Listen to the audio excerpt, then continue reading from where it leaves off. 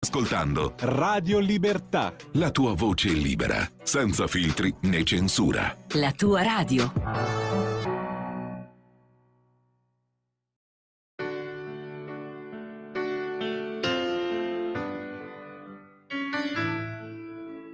va ora in onda Liberamente, variazioni e scorribande con Giovanni Sallusti. Eccomi qua.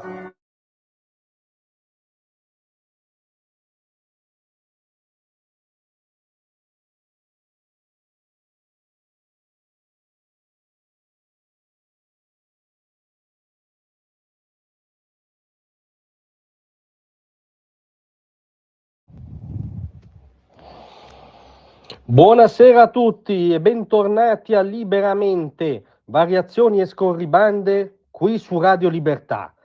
Allora stasera vogliamo veramente lanciare un appello preoccupati. L'appello lo urliamo il più forte possibile, è fermate il pestaggio politicamente corretto.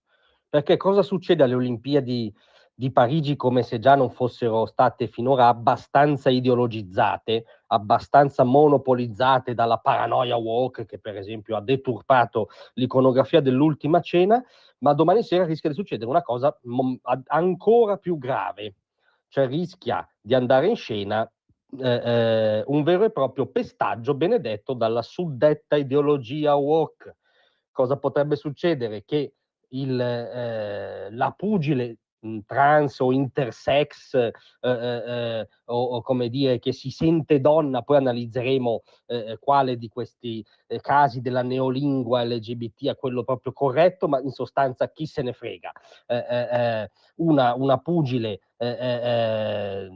transgender gareggerà contro una nostra atleta italiana, è l'algerina Imane Khelif che dovrà battersi contro la nostra Angela Carini. Allora, questa pugile algerina un anno fa è stata esclusa dai mondiali di box perché ha fallito i cosiddetti test per la verifica del sesso. A detta infatti dell'International Boxing Association, che immaginiamo non sia un gruppo di clerico-fascisti di estrema destra, i risultati dell'analisi del DNA, oltre a livelli ormonali di testosterone sopra la norma per un atleta presuntamente femminile, avevano portato alla squalifica per la presenza di cromosomi XY, quindi di cromosomi maschili. Ebbene, questa stessa atleta, se volete continuare a usare la desinenza femminile e non essere incriminati dalla psicopolizia, è stata invece ammessa alle Olimpiadi di Parigi perché il Comitato Olimpico Internazionale ha dei canoni, non ha dei canoni sostanzialmente, cioè non vuole farsi accusare, no, di sessismo retrivo, e quindi l'ha ammessa alle competizioni. E quindi domani questa pugile transgender gareggerà contro la nostra pugile, a tutti gli effetti una follia che è stata sottolineata anzitutto dal ministro Salvini, che ha detto chiaramente come rischia veramente di andare in scena uno schiaffo all'etica dello sport e alla credibilità delle Olimpiadi, e noi sottoscriviamo ogni parola, anche perché ha ricordato Salvini il caso di un'atleta messicana che aveva affrontato questa atleta algerina e aveva detto: i suoi colpi mi hanno fatto molto male, non credo di essermi mai sentita così nei miei 13 anni da pugile, nemmeno combattendo contro sparring partner uomini. E ci credo, se qui c'è un livello di testosterone maschile e dei cromosomi XY, di cosa stiamo parlando?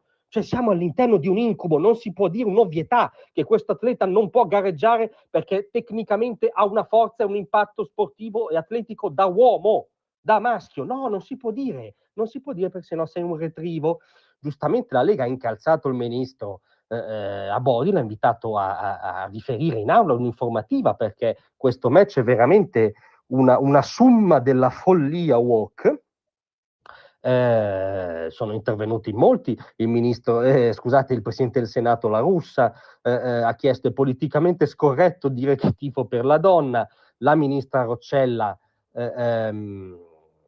ha ricordato che desta grande preoccupazione il fatto che in gare di pugilato femminili siano state ammesse 2 persone, perché c'è anche un'altra atleta nelle stesse condizioni transgender, cioè uomini che si identificano come donne, ma al momento il match è previsto. Ora, ci dicono le cronache appunto che tendono a sminuire la portata di questa barbarie, che questa atleta algerina, diciamo, scusate perché voglio citare, voglio essere preciso, una persona intersex che si è sempre socializzata come donna e ha una storia sportiva nelle competizioni femminili. Sì, certo, una storia dove abbiamo ricordato come andava a finire il caso della messicana che ha detto non ho mai vissuto una cosa del genere, e si è sempre socializzata come donna, quindi può gareggiare con le donne. Allora, oltre a rischiare di andare in scena, lo ripetiamo, un pestaggio benedetto dai politicamente corretto plaudenti, questa vicenda mostra anche come il politicamente corretto e l'estremismo LGBT abbiano come nemico principe anzitutto le donne. È quello che ha capito una grande femminista come J.K. Rowling, l'autrice di Harry Potter, un'altra non certo accusabile di essere un estremista di destra, che ha capito subito questa cosa, cioè la follia di questa ideologia che vuole mettere in discussione l'ovvietà biologica per cui esistono 2 sessi e solo 2, è anzitutto un attacco alle donne, è anzitutto un attacco al femminile come tale, perché sdogana il relativismo totale sessuale, per cui se una persona si sente intersex e si è sempre socializzata come donna, anche se ha il testosterone alto e sono stati trovati dei cromosomi XY, apprendiamo, insomma, pesta come un uomo, può salire sul ring contro una donna.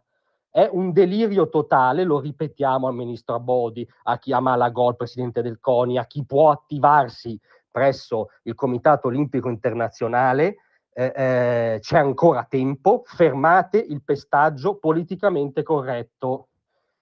Grazie dell'ascolto, io vi do appuntamento domani alle 15 perché ad agosto abbiamo il palinsesto estivo e liberamente il nostro appuntamento quotidiano di editoriale di chi vi parla sulla politica e la cronaca è spostato alle 15, quindi vi aspetto domani alle 15.